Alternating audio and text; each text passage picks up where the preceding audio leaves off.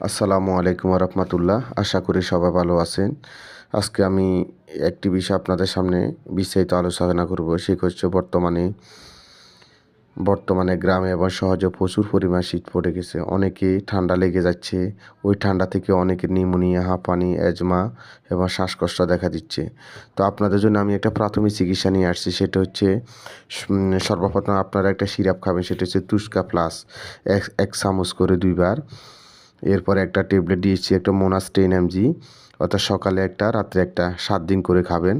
অবশ্যই আপনার কাশি, হাঁপানি, অ্যাজমা, নিউমোনিয়া যদি থাকে অবশ্যই সেরে যাবে। আপনাদের যদি আমার কথাগুলো যদি ভালো লাগে অবশ্যই আমার চ্যানেলটি সাবস্ক্রাইব করে দিবেন। প্রয়োজনে আপনি একজন বিশেষজ্ঞ ডাক্তারের পরামর্শ নিতে পারেন, যেমন মেডিসিন বিশেষজ্ঞ, অ্যাজমা, শ্বাসকষ্ট বিশেষজ্ঞর পরামর্শ নিতে পারেন।